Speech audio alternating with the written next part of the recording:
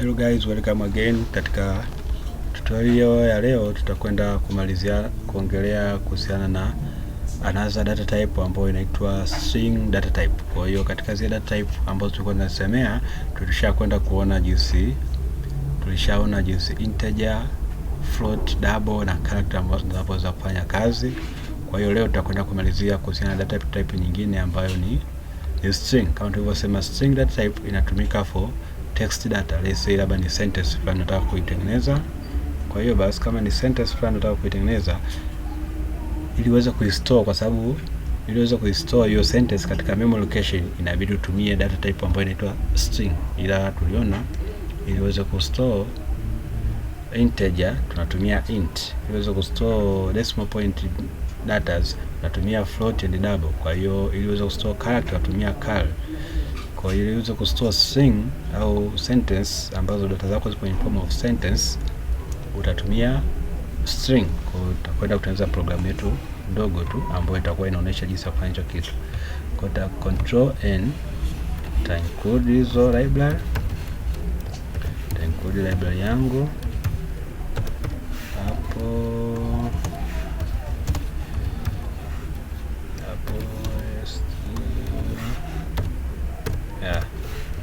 the main function. Kwa hiyo basi kama ilivyo kawaida, kwa hiyo hatua ya kwanza ta declare variable yangu, ta declare variable ambayo variable yetu labda tutaita son. Kwa tutasema string son. String son, hii ndo variable yetu inaitwa son. Kwa string son.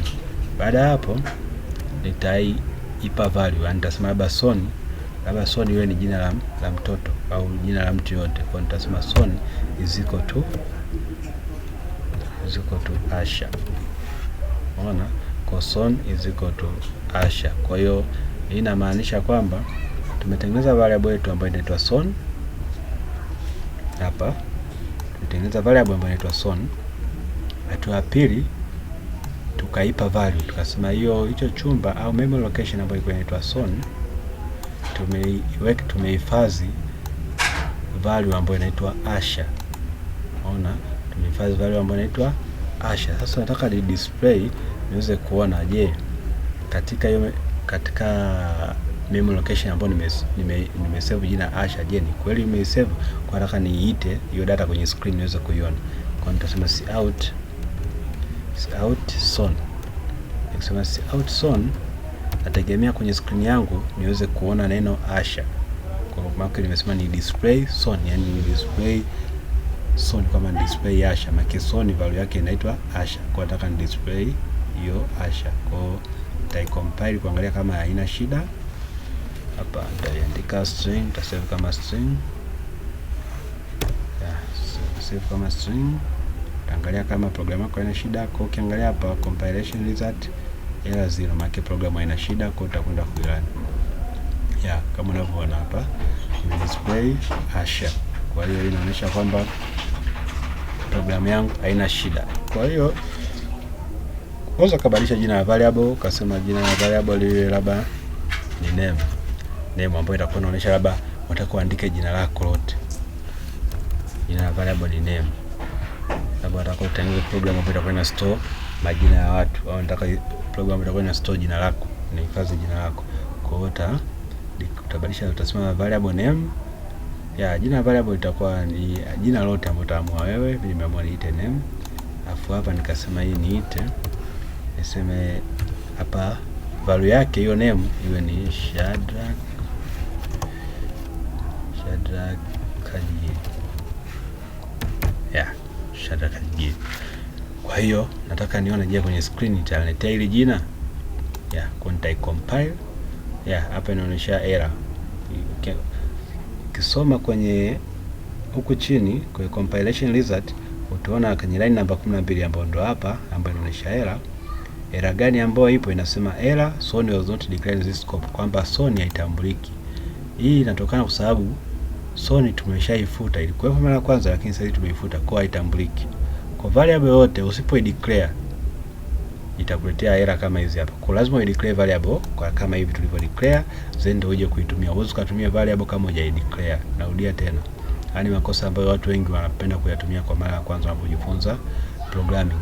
Uweze kuitumia variable yote kabla huja declare juu. Kwa hiyo basi ili ni kosa moja hapo. Kwa hiyo uweze kuitumia kama hivi nakwambia Sony was not declared in this scope. Kwa lazima declare kama ulivyo declare hivi, mwisho wa siku ndio uje uitumie. Maana hapa tumeitumia, tumeita. Tunaita kitu ambacho hatujakitengeneza. Yaani sasa wewe unasema tusemaje? Kuna gari afu si nitafuta mfano gani, ila mwisho wa siku ni kwamba tu uweze kutumia kitu ambacho huna. Yaani kitu huna afu unataka ukitumie. Kwa hiyo ni kitu ambacho hakiwezekani. Kwa hiyo hapa kwenye Sony nitabadilisha, nitaandika variable yangu ambayo inaitwa variable yangu sasa inaitwa name. Kwa hapo nitaicompile tena niangalie je kuna error nyingine yote. Tusubiri ukiangalia compilation error 0 maana iko sawa, kwa nitailani. Kilani hapa unaona imetoa jina ambalo tumeliweka kule kuhusiana nyingine. Kwa hiyo ndo string inavyofanya kazi. Kwa hiyo ndo kitu kama hicho. Kwa string lazima ukiona data yote ipo ndani ya double quote kama hizi unavyoziona ambazo zimezunguka hili jina, hiyo inamaanisha string. Ila ukiona ni single quote, hiyo itakuwa ni character. Ila ukiona hamna double quote wala single quote, hiyo inaweza ni integer, either float au double. Kwa hiyo hizo ndio tofauti ya hizo data types. Kwa mpaka hapa na hisi tushaongelea sana kuhusu string. Labda kitu cha mwisho nionyeshe jinsi gani unaweza kumwambia user aweze kuingiza value ambayo ni string kupitia keyboard yake. Kwa hiyo hapo atakaba user aingize value, kwa unaweza ukadeclare kama hivi variable afu kaadi ile line, kaadi ile keyword ambayo inaitwa cin, ukasema cin name, afu hapo ukamwambia unataka umwalete user aingize data. Unataka umwalete user aingize nini? Aingize data. Kwa utamwambia cout, utasema cout labda enter your name. Kwa naambia nataka kumwambia user aingize jina lake. Nataka kumwambia user aingize nini? Aingize jina lake. Kwa utamwambia cout enter your name. Kwa hapo declare variable kama kawaida. Hapo ukamwalete user aingize jina lake. Kwa hiyo ni statement ambayo ita display tu, haina madhara yote. Kwa hiyo enter your name. Afu akaingiza jina lake akasema cin name. Afu mwisho siku akataka alione jina lake aliyoingiza, je amepatia au amekosea, utasema cout your name. Kwa user ataliona jina lake. Kwa hiyo ukicompile program kama hivyo, compilation error 0, kaja ukairun, utaona hapa inakwambia enter your name. Kwa hiyo unaweza kaingiza Asha mara mbele, kwa uta display hapa imesema Asha. Kwa hiyo hii inaonyesha kwamba haitakiwi tuweke space, yani unapoingiza data kama hivi kwa hii program tuliyoandika haikutakiwa sisi kuweza kuruka space. Ndio maana ukiangalia hapa imedisplay Asha peke yake. Kwa hiyo tutakuja tutaicompile tena, tutaicompile kama hivyo, alafu tutairun, alafu tutaandika Asha bila kuruka space mara mbele, Asha mara mbele. Yeah. Kirani kama hivyo inakuletea jina lote Asha mara mbele. Kwa hiyo basi hiyo ndio jinsi ambazo unaweza kumwambia user aingize data ambayo ni string kwa kutumia nini? Keyboard yake, anaingize mwenyewe, sio wewe tena. Kwa hiyo mpaka kufikia hapo tushajifunza kuhusu data types zote.